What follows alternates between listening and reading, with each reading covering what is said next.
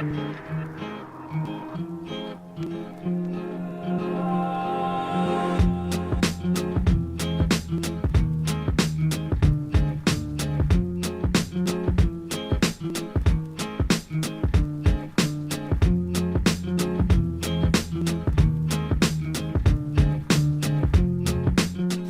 guys, my name's Tree. Yeah, I know you're all probably wondering right now, what can this guy tell me that I don't already know about Battlegrounds? Well, the thing is, I've been haunted by this problem ever since Battlegrounds came out. I don't know if it's just me, but it seems like too many people are always doing stupid things and Battlegrounds are not doing anything at all. And I mean, it's starting to get really frustrating. Wonder why you're always complaining I never win? So before you all start thinking, oh, that's all me, I'm always doing the right thing in Battlegrounds, take this survey I put together regarding individual and collective Battlegrounds. Before I show you guys the survey, let me just clarify how it works. First off, there are 11 questions. These questions have little circles beside them with the options of strongly agree, disagree, or strongly disagree. Each option is worth a different amount of points, and at the end of the survey you get to tally up your points based on the choices you picked. If you can't do basic math, well, go back to grade 1. To sum things up, do you strongly agree, disagree, or strongly disagree to what the question is saying?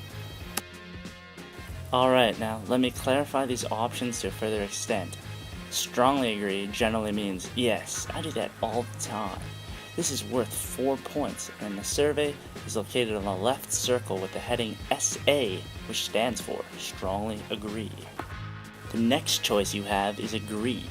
This means, yeah, I usually do that, but sometimes I forget.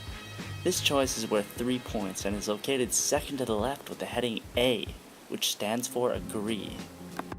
Thirdly, we have the option of disagree. This usually means, nah, I don't really think that's important. Maybe I've done it a few times, but it's low on my priority list. This choice is worth 2 points and is located in the middle right circle with the heading D for disagree. Last of all, we have the coolest and most rebellious choice of all, strongly disagree. This means, no way, I would never do that, and I don't ever do that. I totally think that it is unnecessary. This choice is worth 1 point and is on the far right circle labeled SD for strongly disagree. One important thing to remember is that the points don't determine if you win or lose. It's a survey. There are no winners or losers here. I don't know if any of you have taken a survey online or in school to determine whether you're a liberal or a conservative, but this is exactly how that works. Alright, it's time to begin the survey. Number 1.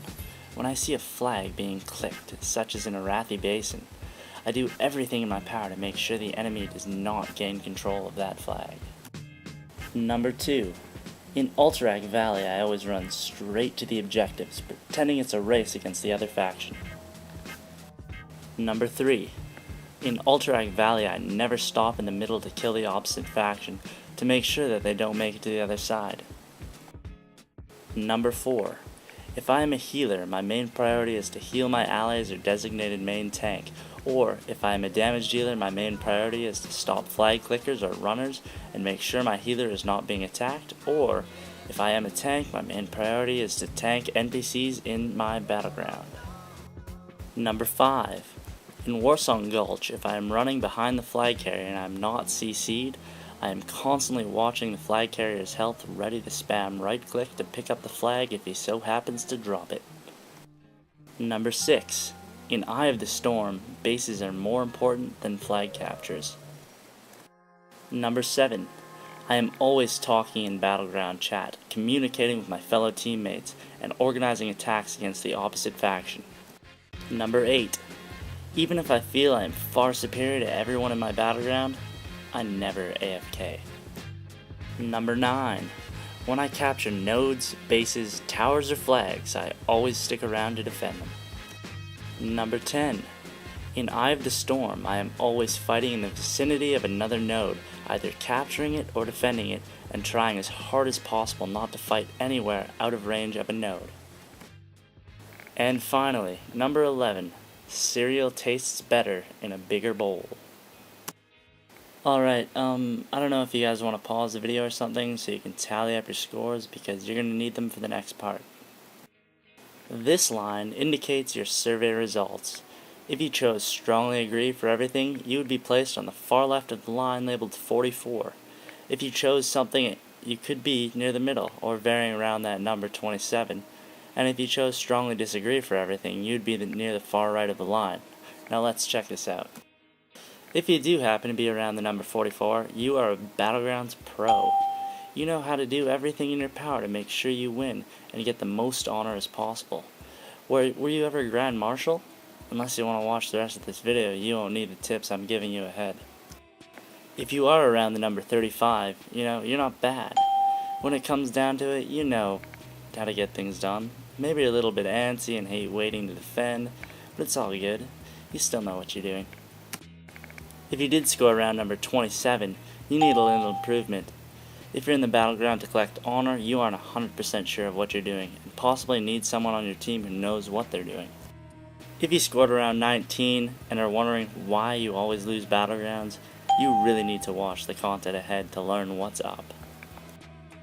And finally, if you scored around 11, you are a complete noob and probably wouldn't be able to comprehend the material shown ahead. World of Warcraft is not the right game for you. Maybe Dora the Explorer? Anyways, for those of you who want to stick around and see why strongly agree was the correct choice for all the questions, it's coming right up.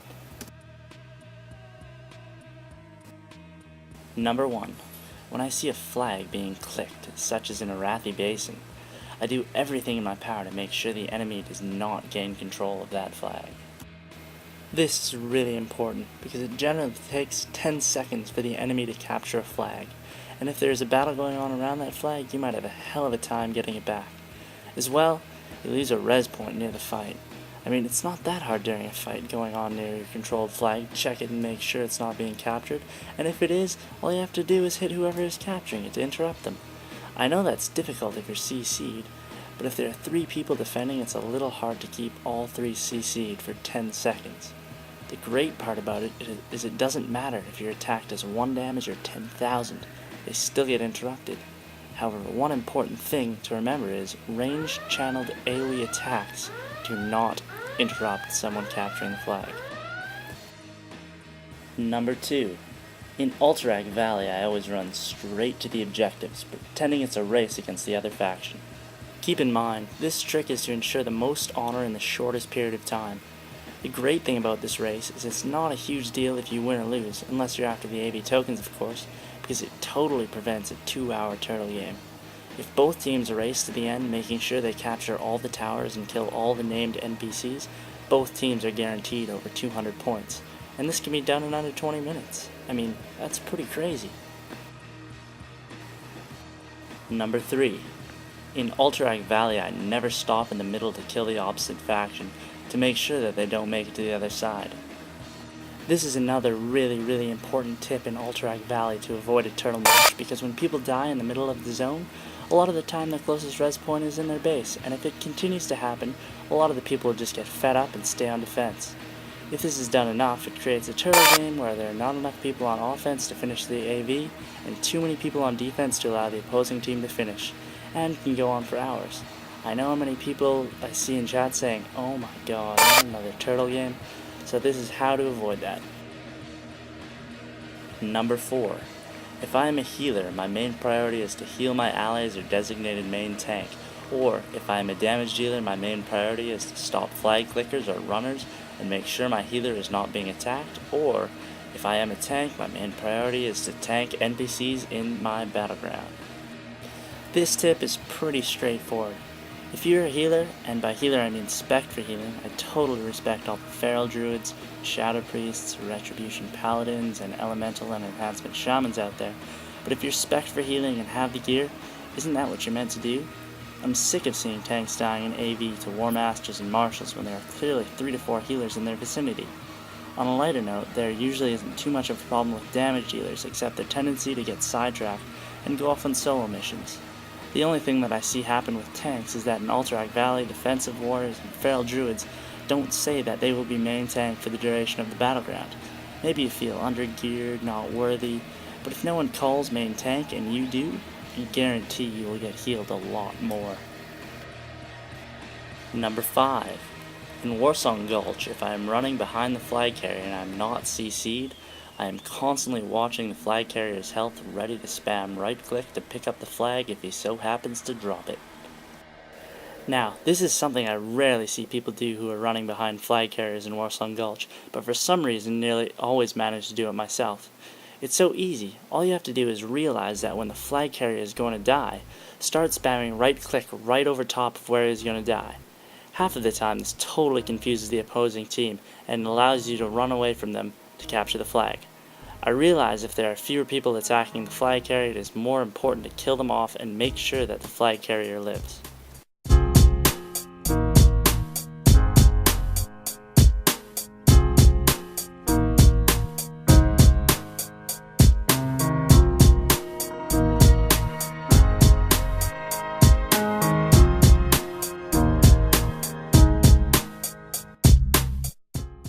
Number 6. In Eye of the Storm, bases are more important than flag captures. Alright, so I did some math here. On the screen on the bottom right are 2 scores. One showing the accumulating points if you control 4 towers, and one showing the accumulating points if you control 3 towers. Initially, if the other team is not stopping you from getting the flag, it takes 10 seconds for someone to pick it up.